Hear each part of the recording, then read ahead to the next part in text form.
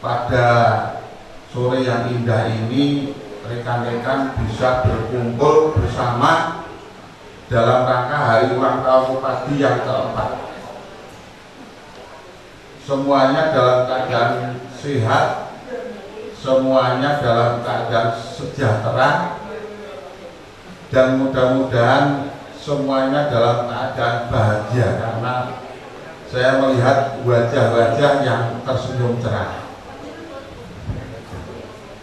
Untuk memanaskan suasana, saya ini sebenarnya setiap orang itu pada dasarnya adalah duafa menurut saya. Duafa itu sejatinya hakikatnya tidak punya apa-apa, tidak bisa apa-apa, dan bukan siapa-siapa. Saya datang ke sini dalam rangka diundang untuk menjadi narasumber untuk tausiah, tapi saya datang dengan kefakiran ilmu karena saya bukan siapa-siapa. Saya harapkan kalau tausiah saya tidak menarik, semuanya harap maklum. Untuk memanaskan suasana itu marilah kita bersemangat membuat yel-yel. Saya akan mengatakan LBH Padi, sampean balasnya yes. Yang kedua LBH Padi yes. Yang ketiga LBH Padi yes, yes, yes. Saya mulai. LBH Padi yes. LBH Padi yes, yes. LBH Padi yes, yes, yes. Alhamdulillah. Saya ini agak minder menghadapi orang-orang pintar yang namanya pengacara. Ada seorang pengacara sangat pintar membela seorang yang dituduh melakukan pembunuhan.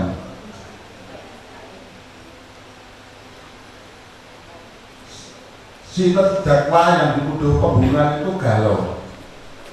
Untuk mengurangi kegalauannya, sang pengacara berkata kepada si terdakwa,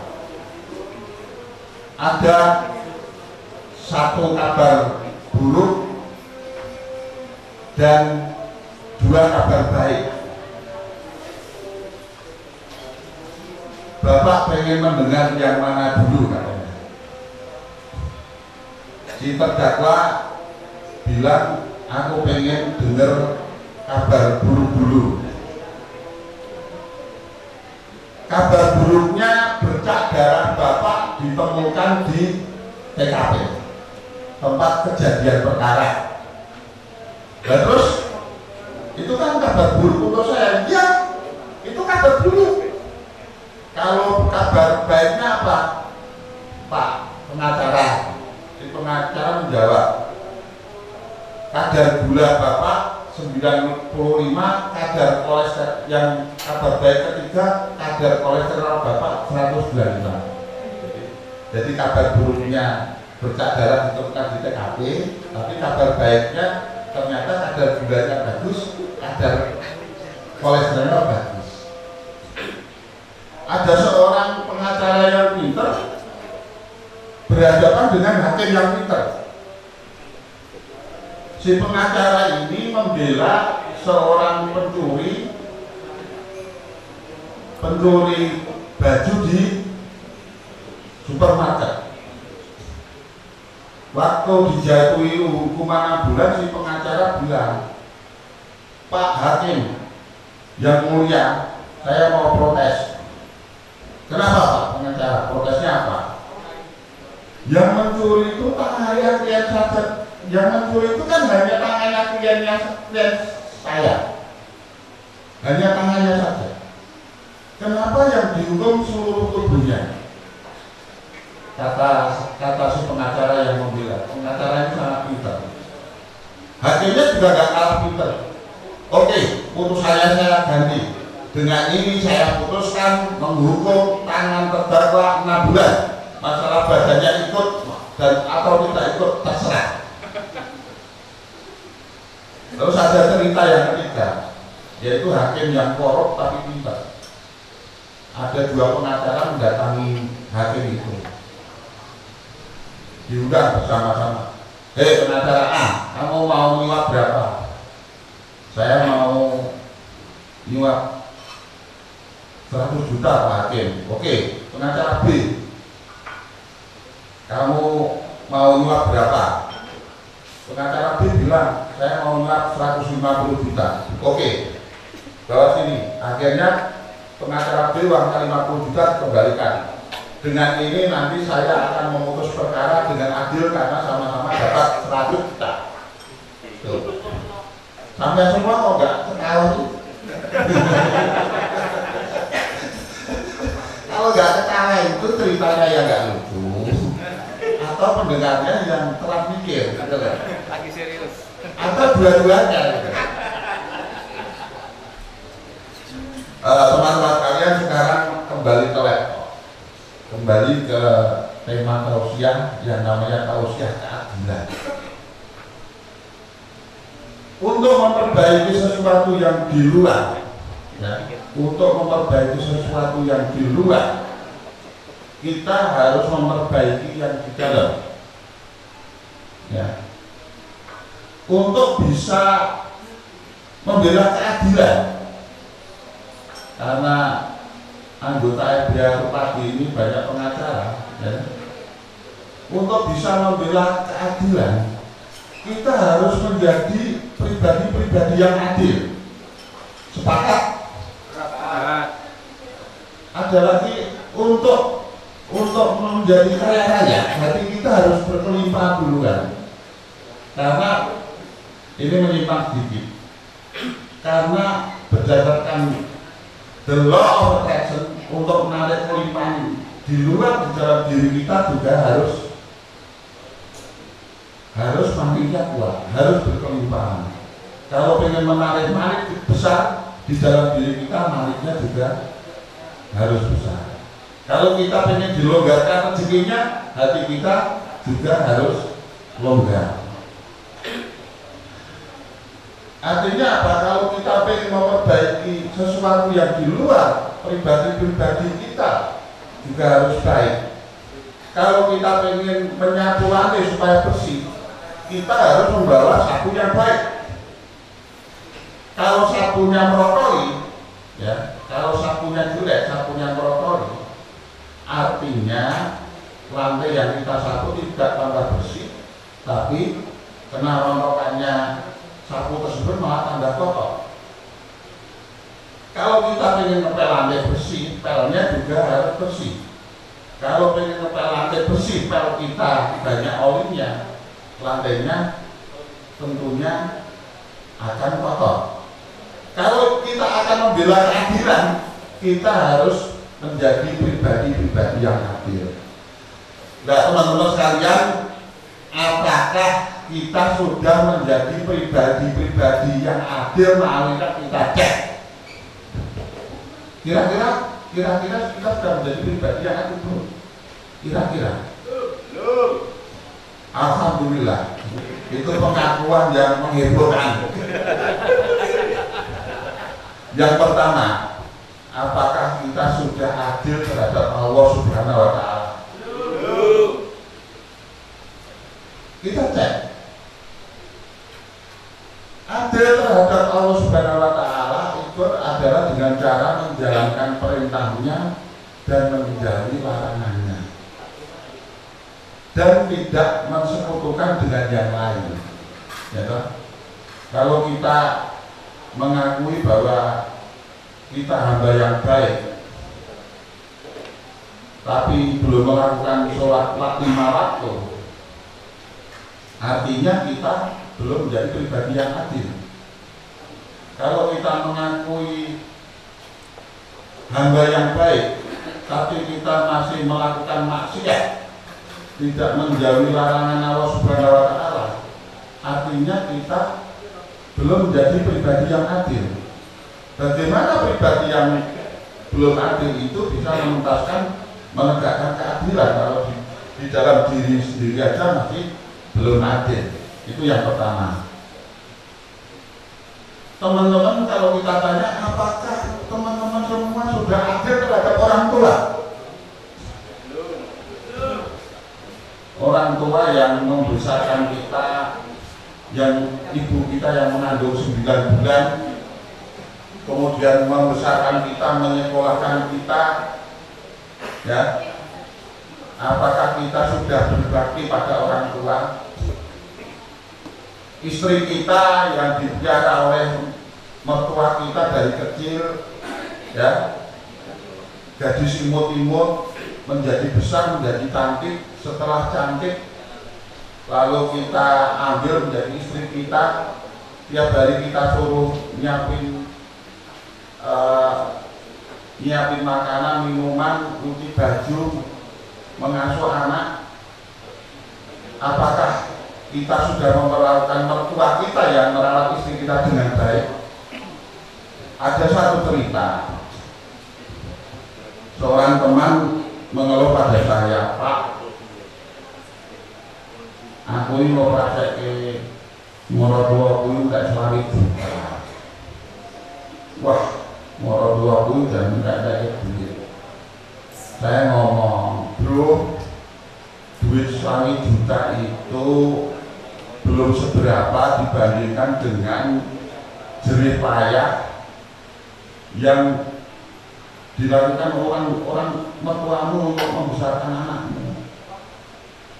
Anaknya setelah besar cantik, kuliah kamu pek, ya, kamu ambil jadi istri. Sekarang kita berhitung, ya, kamu dalam sebulan anak-anak ini telur berapa kali kan? Ya, bukan ya, bisa 10 kali. 10 kali, telur 10 kali kalau dihitung secara matematik sekali telur 1 juta, ya kan? Berarti kan 10 juta. Kalau 2 bulan 20 juta. Kalau 25 juta kan hanya 2,5 bulan. Itu dari hanya satu pokok dasar yang namanya telur.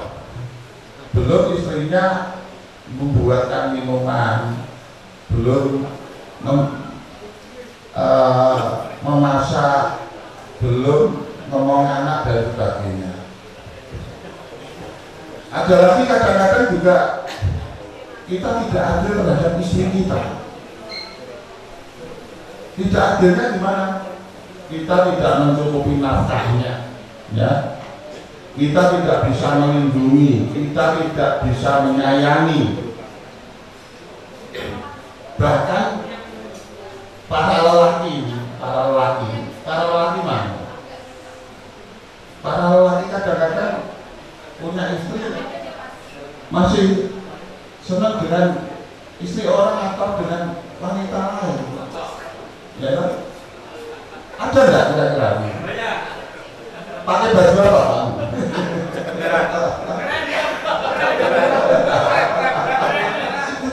Ya jelas ya pakai bantong enggak itu orang baik.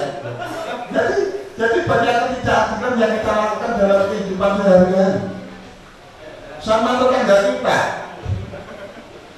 Apakah kita sudah memperlakukan dengan adil? Saya kasih contoh yang real. Orang tidak punya garasi parkir di jalan. Orangnya ngomong, ini halaman saya.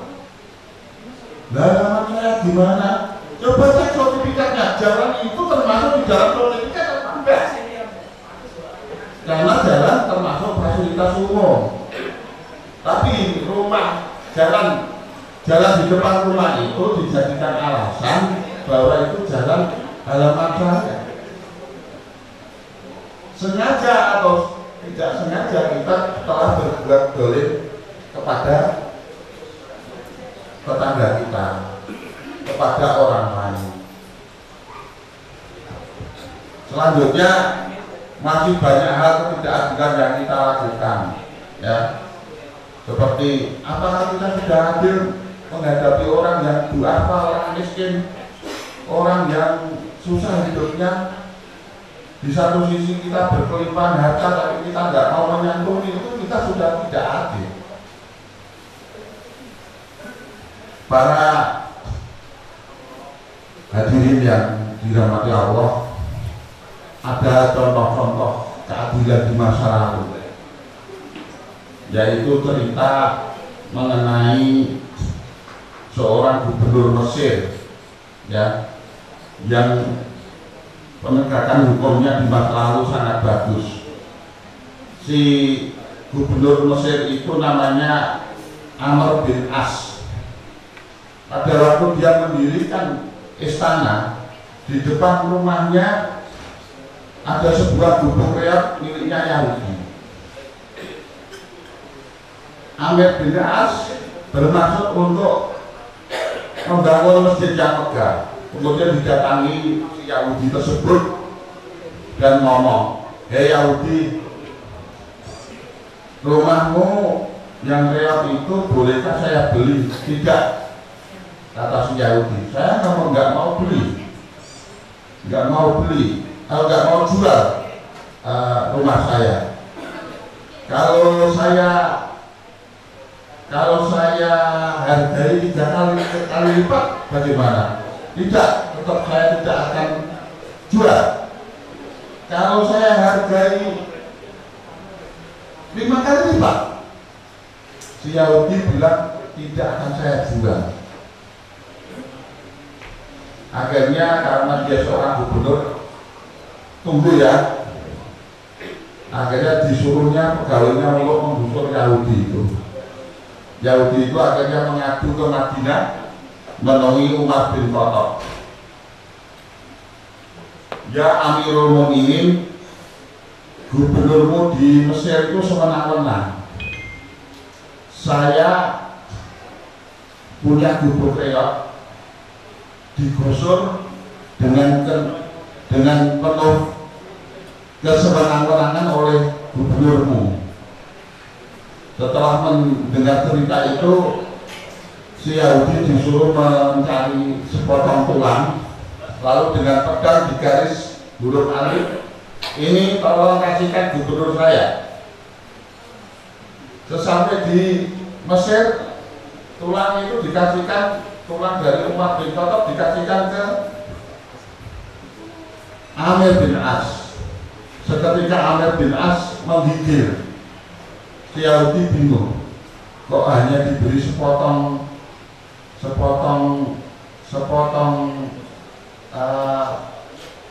tulang yang bergambar huruf alif saja.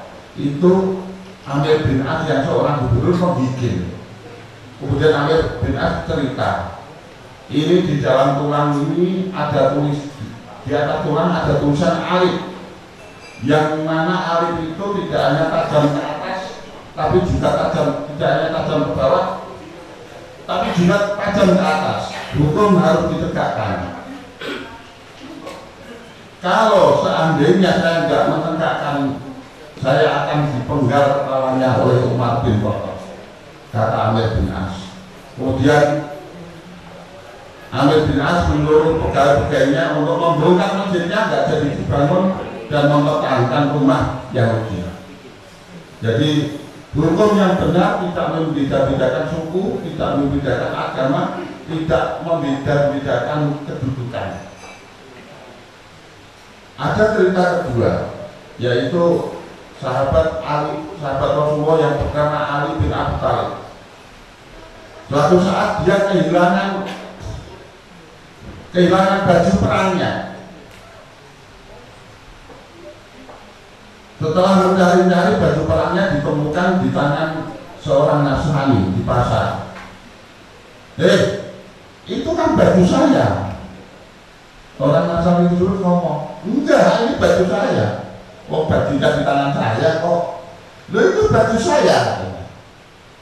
Akhirnya karena tidak terjadi kesepakatan, mari kita pergi ke Qadhi. Qadhi itu kalau zaman sekarang hakim, ya kan? Mereka pergi ke hakim mengadu masalahnya. "Hei Sayyidina Ali, apa masalahmu?" "Masalah saya yaitu baju saya hilang, sekarang saya temukan di tangan ini orang Nasrani." Si hakim bertanya, "Apakah engkau punya 2 orang saksi yang mengatakan bahwa itu baju perangmu?" Ali bin Abi Thalib bilang, "Saya punya saksi, yaitu anak saya, Hasan dan Husain.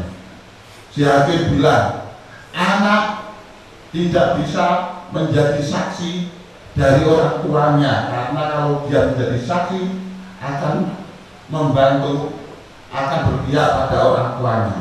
Akhirnya kasus dimenangkan oleh orang Nasrani. Setelah keluar mereka sama-sama, Ali bin Abi Thalib, loh kasusnya sudah kamu menangkan ya sudah, kok kamu masih membuntuti saya kenapa? Sebenarnya saya menolongkan baju ini di jalan, ini baju ini milik Tuhan, kasihkan lagi kepada Ali bin Abi Thalib. Tapi hukum ditegakkan. Saksi, anak tidak boleh bersaksi untuk orang tuanya. Aturan, ya aturan, nggak peduli siapa, agamanya apa, sukunya apa, hukum ditegakkan. Mudah-mudahan teman-teman semua menjadi pembela keadilan supaya tegaknya keadilan.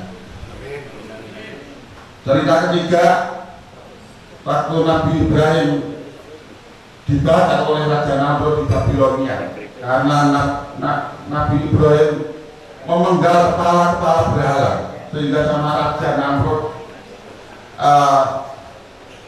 dibakar, dihukum dengan dibakar. Tapi dengan izin Allah Subhanahu wa Ta'ala, apinya dingin dan tidak membakar. Pada saat itu ada burung pipit yang simpati kepada nasib Ibrahim. Dia kesana kemari mengambil air dan meneteskan di api yang membara yang demikian besar. Di satu sisi ada seekor kita yang dari jauh yang simpati pada Raja Namrud, yang meniupkan mulutnya ke arah api. LBH Rupadi seberapa besarnya andilnya dalam pembelaan keadilan di Indonesia seperti burung pipit itu, nggak masalah pengaruhnya seperti apa, tapi Tuhan Allah Subhanahu wa Ta'ala tahu kemana LBH Rupadi berpihak.